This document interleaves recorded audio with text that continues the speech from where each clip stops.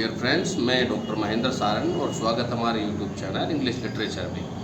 तो प्यारे बच्चों, ये वीडियो मैं एमए प्रीवियस के बच्चों के लिए बना रहा हूँ, तो वीडियो को ध्यान से सुने और समझे। आज हम बात करेंगे कि आंसर राइटिंग कैसे लिखते हैं। मेरे नंबर जो है वो इतने अच्छे क्यों नहीं आ पाते पीजी के एग्ज़ाम में और स्पेशली इंग्लिश सब्जेक्ट में। तो आज मैं आपको आंसर राइटिंग के बारे में मैं आपको समझाऊंगा कि किस तरह से आंसर राइटिंग करी जाती है। देखो, 100 नंबर का आपके पेपर होता है। एमए प्रीवियस में 4 पेपर है और चारों पेपर 400 का आपके टोटल है। इसमें 100 नंबर का एक पेपर है। तो सेकंड, थर्ड और फोर्थ पेपर जो कि लिटरेचर का है, उनके आंसर राइटिंग कैसे करते हैं। तो आपका जो पेपर पैटर्न होता है वो पेपर पैटर्न ऐसे होता है कि सबसे पहले आपके आती है एक्सप्लेनेशन। आपके सेकंड, थर्ड, फोर्थ पेपर में एक्सप्लेनेशन आएगी। तो सबसे पहले हमें कौन सा क्वेश्चन अटेम्प्ट करना है, आपके पहले आती है एक्सप्लेनेशन। फिर आपके हर एक सेक्शन में से आपको एक क्वेश्चन करना अनिवार्य रहता है। जैसा कि आपके हर सेक्शन में 3 यूनिट है, सेक्शन ए, सेक्शन बी और सेक्शन सी। तो सबसे पहले मैं क्या करूं, तो देखो, सबसे पहले आप लॉन्ग आंसर करना। सबसे पहले रेफरेंस और कॉन्टेक्स्ट में मत पड़ जाना आपके, क्योंकि पेपर का पैटर्न यो रहता है कि आप एक्सप्लेनेशन करना आपको अनिवार्य रहता है और हर सेक्शन में से एक क्वेश्चन आपको करना ही करना है। तो एक क्वेश्चन हो गया आपके एक्सप्लेनेशन का, 3 क्वेश्चन हो जाएगा, प्रत्येक में से 4 क्वेश्चन हो गए 80 नंबर के। और एक क्वेश्चन आप अपनी चॉइस का कोई सा भी कर सकते हैं, किसी भी सेक्शन में से कर सकते हैं आप। ये ऐसा आपका पेपर पैटर्न रहता है। अब मैं सबसे पहले कौन सा क्वेश्चन करूं, तो सबसे पहले आप जो है वो रेफरेंस कॉन्टेक्स्ट न करें, सबसे पहले लॉन्ग क्वेश्चन करें। आपके सेक्शन ए, सेक्शन बी और सेक्शन सी में से सबसे ऐसा कौन सा क्वेश्चन है जो आपको सबसे ज्यादा अच्छी तरीके से आप लिख पाओगे और जिसका पर्याप्त मैटर आपके पास में है, आप उस सेक्शन को सबसे पहले कीजिए। सबसे पहले उसका पूरा क्वेश्चन लिखिए और क्वेश्चन लिखने के बाद उसके सारे पॉइंट आप सबसे पहले लिखिए। अगर ड्रामा में से या नोवेल में से कोई क्वेश्चन पूछा गया है तो आप राइटर के इंट्रोडक्शन, ड्रामा के सोर्स, ड्रामा के इंट्रोडक्शन, थीम, प्लॉट, समराइजेशन और कैरेक्टर, इन 6 पॉइंटों से इसकी शुरुआत कर सकते हो।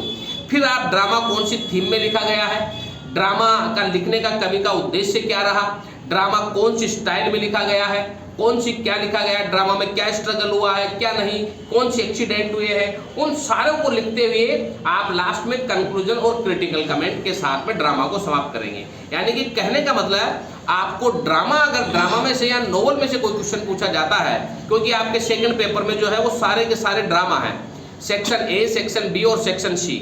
सेक्शन बी में आपके बेकन और डन है, जिसमें एक में बेकन ऐसे है और डन के आपके पोइट्री है। सेक्शन ए और सी में से आपके ड्रामा है।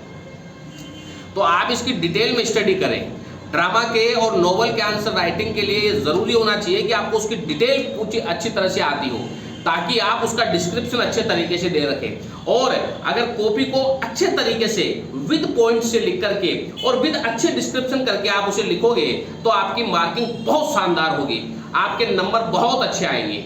जैसे कि मैं राइटर के इंट्रोडक्शन की बात करता हूं, जब आप राइटर का इंट्रोडक्शन लिखें तब राइटर के बर्थ और उसकी डेथ के बारे में, उसके चाइल्डहुड के बारे में, उसके पेरेंट्स के बारे में, और फिर उसकी स्कूलिंग एजुकेशन, उसकी कॉलेज एजुकेशन, फिर उसके कैरियर के बारे में, फिर उसके स्पाउस के बारे में, उसके अवार्ड्स के बारे में, और उसकी मेन जो क्रिएशंस है उनके बारे में, और वो कौन सी स्टाइल में लिखता है। ये सारी चीजें मेन बेस होती है जो आप राइटर के इंट्रोडक्शन में लिख सकते हो।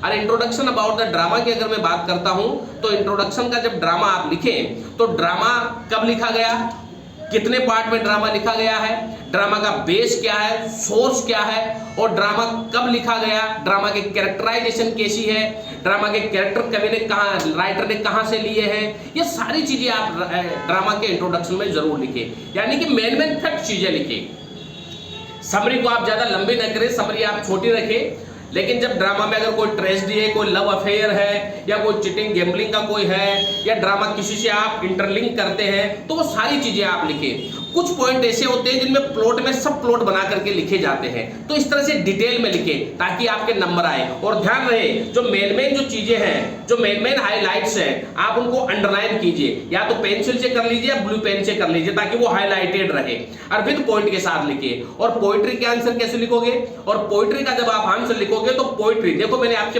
हर बार कहा है कि चाहे वो पोइट हो, चाहे वो ड्रामा हो, चाहे वो नोवेल हो, चाहे पोइट्री हो, आपको डिटेल में लर्न होनी चाहिए। मैं तो ये कहूंगा कि पोइट्री की हर एक लाइन आपको याद होनी चाहिए, तभी आंसर लिखने का मजा है। जब आप पोइट्री का आंसर लिखोगे तो वही राइटर का इंट्रोडक्शन, पोएम के इंट्रोडक्शन, थीम, प्लॉट और समरी के बाद आप पोएम की क्या थ्योरी है, पोएम में लिटरेरी थ्योरी क्या बताई गई है, पोएम में पोइट का एटीट्यूड क्या है, पोइट की लिटरेरी थ्योरी के साथ साथ पोएम की जो क्रिएशंस है उसमें कौन सी ब्यूटी को बताया गया है, कविता कौन सी स्टाइल में लिखी गई है, उसमें इमेजिनरी इल्यूजन क्या है, ये सारी चीजें आप पोएम की लाइनों के साथ डिस्क्राइब कीजिए। जब भी आप लिटरेरी थ्योरी को डिफाइन करेंगे पोइट्री को, तो पोइट्री की लाइन्स आनी चाहिए कि इसमें ये फिगर ऑफ स्पीच है इन लाइनों में, इसकी साउंड ये है, इसका म्यूजिक ये है, इन सारी चीजों को आप डिस्क्राइब कीजिए। और लास्ट में आप कंक्लूजन और क्रिटिकल कमेंट के साथ इसका एंड कीजिए।